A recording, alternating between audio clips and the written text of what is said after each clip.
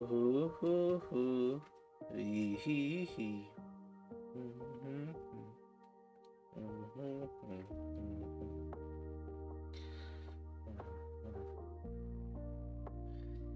Well, aloha there, and we're back to Vice News Gaming. So last time I was here, I covered the article related to Ukrainian Twitch streamers streaming for the Russian audience, particularly with the war that's going on over there. Now, finishing that, I want to look at some random articles. So, pretty much the ones that are first listed here in the page, and go from here. So, this is under tech, not life. I spent 24 hours in Britain's biggest bingo hall. It's something that I want to look at. Not sure if I'm going to be really interested or not, but it's something I'm willing to read about. 3 restaurants, 2 bars, performance by East 17, and 1 giant jackpot. Is Mercury Bingo the weirdest big night out ever? And starting from now, I'll quickly review this to see if there's any explicit content that is not that in good taste. So since it's just gonna be me, I'm just quickly seeing it and see how everything is. Oh, so far everything is good. So yeah, let's go for it. This was released March 30th, 2022. So yeah, that was around currently in the date. It is 13 days ago. Or 14. But yeah, it's been a while. Around 2 weeks. It's 6 a.m. in the northwest London suburbs. The streets are empty, the shops are shut, even the foxes have fucked off to bed. But up to the road, the party's just getting started. Dot dot dot. I take a left out of the tube station and make for a dome-like structure that looms over the deserted high street. Then I see it. Binkin Bingo. The giant red letters stick out against the pale sky. My destination looks like a cross between a wimpy restaurant and the Roman Colosseum. So what am I doing here? Bingo is as British as meat pies and alcoholism, and despite taking a dive in more recent years, it still has around 4 million regular players.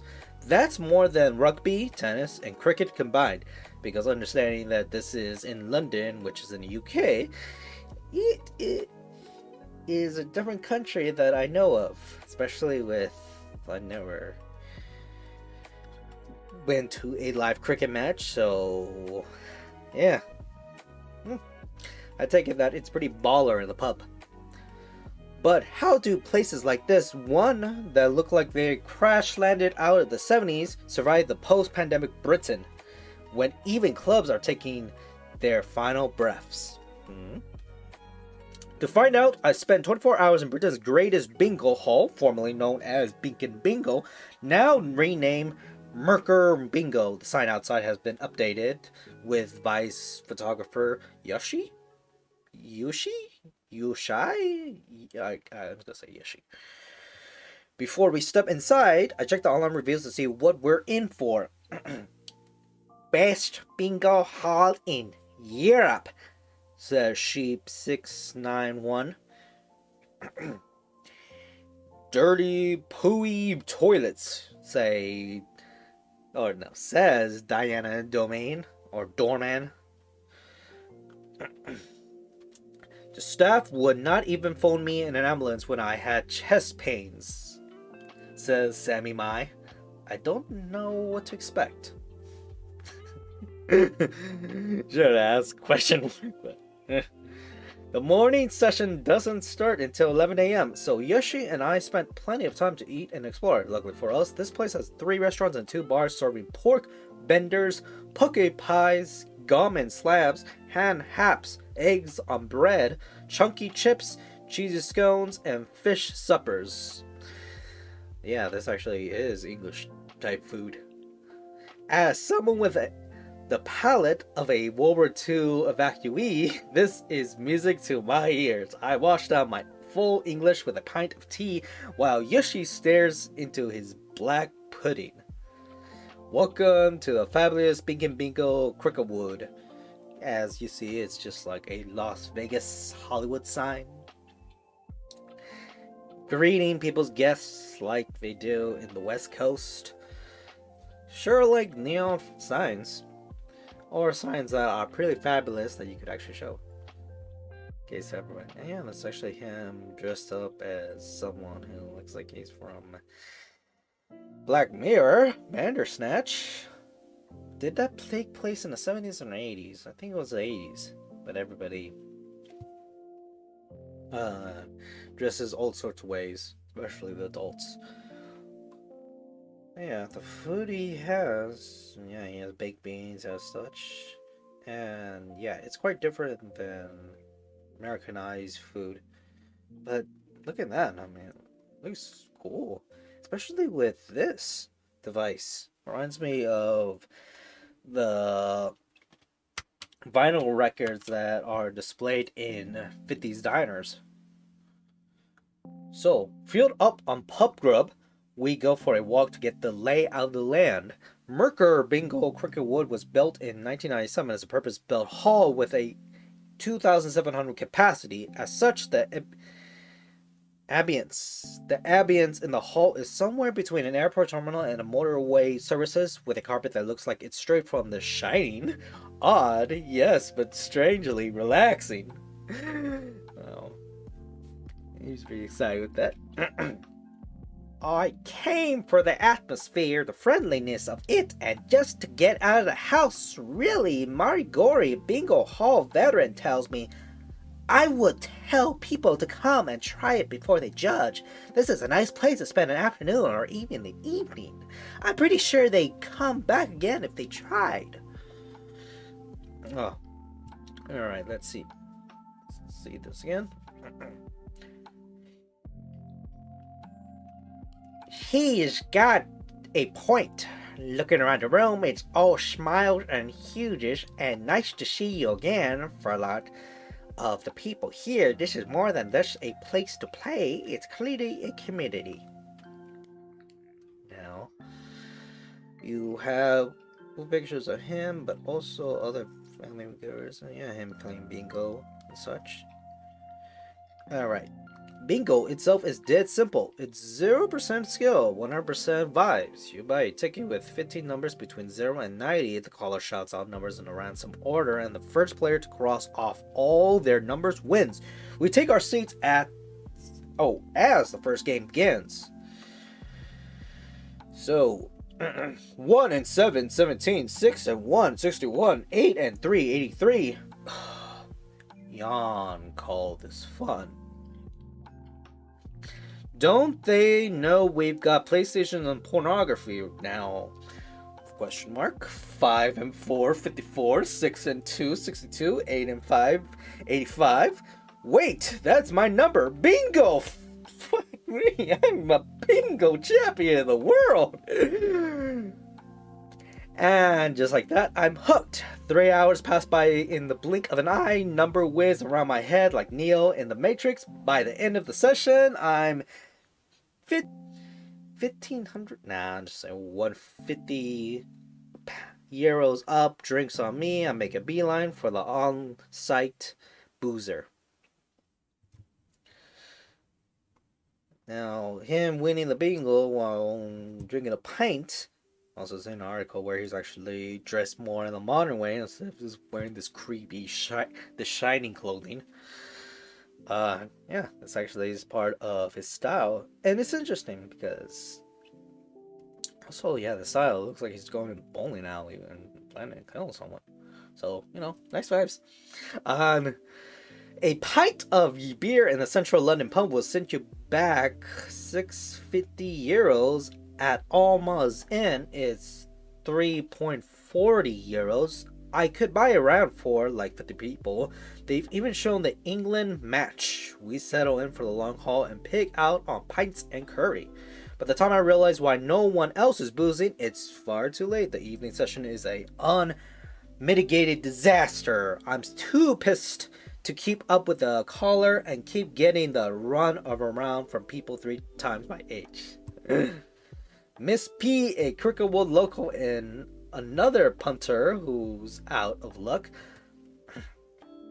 I'm going to smack him when he comes off stage, she tells me, gesturing to the caller. If this were an episode of Lower X, Lower X Weird Weekends, she'll steal the show. She's warming and funny with a filthy sense of humor. She's also addicted to bingo.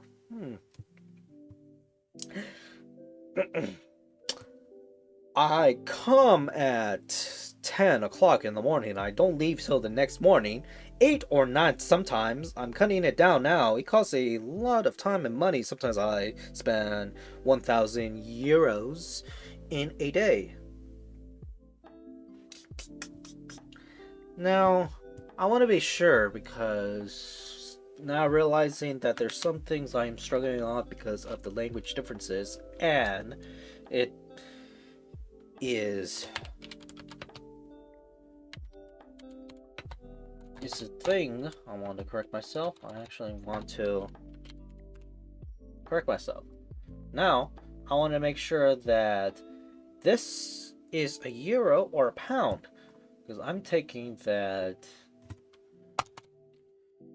this is a pound symbol, but I always see the euro when it comes to most articles I read, which is interesting.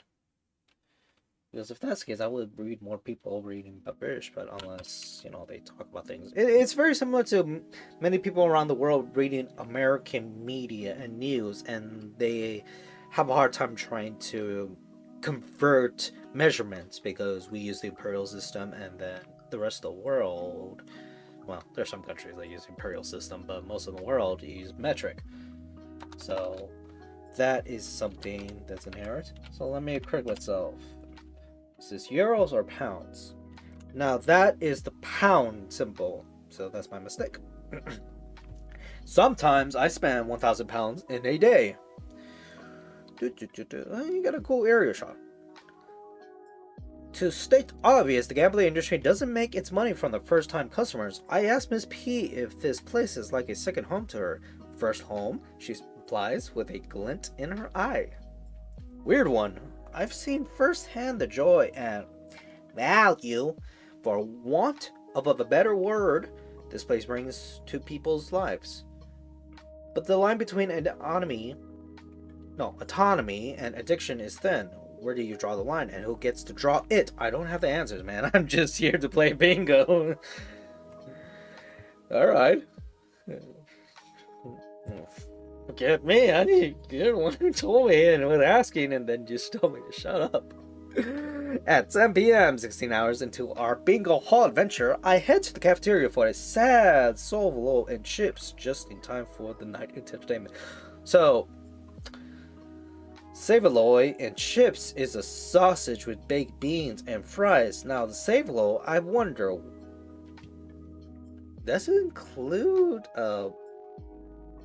wiener sausage and beans, or is it just a wiener? I guess it's a meal, and then they just add another side, which is fries over their chips. East 17 were once Britain's best-selling boy band. Think Vanilla Ice by the way of New Kids on the Block, because this was opened around the 70s. No, this was opened up in the 90s, trying to mimic the 70s. For people who were nostalgic around probably the 60s. And, naturally speaking, they probably grew out of that phase. They just end up being nostalgic with everything else, like 70s stuff, since they grew part of it. Makes me wonder if there is a lot of people who are nostalgic during their middle ages. At their peak in the mid-90s, they sold out Wembley Arena, a stadium with a 12,500 capacity. Tonight, however, their braggadocious, bobby-popping antics fall on deaf ears. Maybe it's because Brian Harvey or Tony Multimer didn't show up. Tough crowd. The sight of a 40-year-old man doing a head spin in the bingo hall is enough to convince me that we should pack it in. With the bingo done for the night, we head for the only thing in the hall that's still open, the slots. I pull the lever on the one-armed bandit and watch a sweet fuck all come out of the machine. And again, I may as well set my wallet on fire at this point. Man. Now understanding how different reading this article out loud compared to the other ones does show how diverse some of the authors are. And now I actually understand them. Besides reading articles with this writer, I guess that in the category of life in Vice articles, it can be explicit, which, at least knowing that, I could put down the background, the context, and understand where things are going on. Things can be explicit around the world or topics depending on illustrating where people are coming from and how people want to vibe with other people. It's part of a language of connecting, if I want to be so modest about it. Besides that, maybe he just likes to swear like a swaler in the writing room. Now, with a live concert with middle-aged people around bingo night, it's a nice place to have entertainment. And yeah, knowing that there's also slots for gambling besides arcades, the way that it does look like they will carry more with retro arcade, but it looks like there's just not much of a demand in the establishment. I do wonder if there ever were, because that is something I actually do want to look back, because there was a video that had an article attached to it a while back that talks about the arcade slash pinball landscape around the 70s and then 80s, where you had the popular rise and fall of pinball and then other retro arcade machines. We call it retro now. Back then it was regular video gaming. It was the video game scenes before home consoles came to be. And yeah, understanding that this is part of gaming, you must also understand that bingo is a type of tabletop gaming that has existed for a long time, and that people who game, not video games, but gaming in general, there's a long history of all this that has occurred throughout human history. And yeah, I'm enjoying this because it is old middle-aged people who do bingo nights most of the time.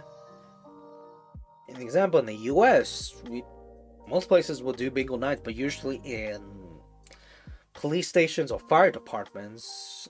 Other places in the US would be nursery homes, community centers, libraries and such, which, yeah, it is a strange thing, but libraries are a mix of a community center depending on what services they have and how big they establish it. That's a thing in the US. Now, it varies depending on your East Coast, West Coast. Even in the Midwest, it has its own vibes.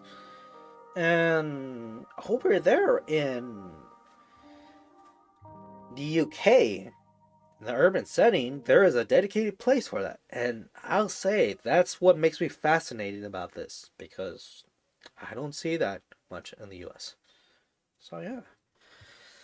Especially the fact that you could gamble there versus going to a casino area. That show that people really have fun in a different way.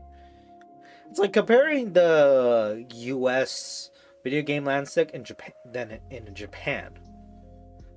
But any skint and running on larger fumes, I curl up in the booth and rest my head on the polywood table. Hours fly by in a strange fever dream about prize crock pots and two fat ladies. Sometime later, I feel an arm on my back. A security guard looks down on and with a sorry smile that's "It's time to go, mate," and ushers me the into the suburban night. So, I feel an arm on my back. The security guard looks down on me with a sorry smile that says, "It's time to go, mate." So understand that what is he emphasizing? The security guard didn't say that. He just looked at him with that expression on his face. But you can't argue the person who's doing their job with bouncing you off. So after 20 odd hours in Britain's biggest bingo hall I tried, okay? What does the future hold for the UK's favorite game? It's hard to say, really. It's a surprise Merkur bingo has lasted this long, but it has. And it's easy to see the appeal.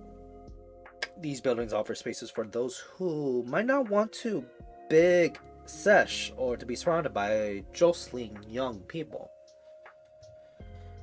And beyond that, in the far future, bingo halls are already unreal places with their bright lights, beeps, and chimes. Or chims. No, I think it's chimes. It's chimes. They're ready made for the metaverse. Over to you, Zuck.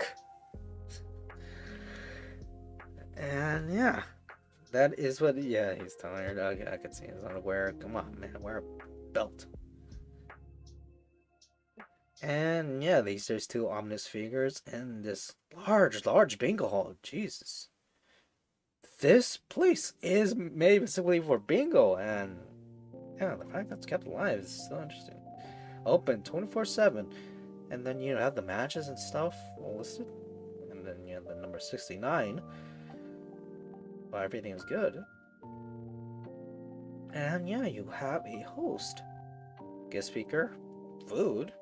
Wow, that is actually good curry.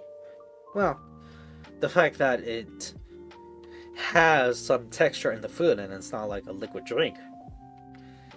And then, yeah, people who are single people who are sitting by themselves or in booths that are reclinable. Yeah, that's a different feature. And cash point here. It's like that. And this is the whole establishment. This is how everything is set up and such. It's quite intriguing. Now, looking through this art design, yeah, it does show how vastly different it is compared to modern architecture, modern design nowadays, where it tends to fade through a background like a camo scheme. But for this is vibrant, yet it has a pattern, and it's something. Yeah, love East 17, and then yeah, that's pretty much it. I'm just amazed with this figure because something, and this goes with the Black Mirror aspect I was thinking about. I was thinking of Black Mirror Bandersnatch and how. And let me actually look for it. I'm just gonna show stereo images of Bandersnatch because I just wanted to showcase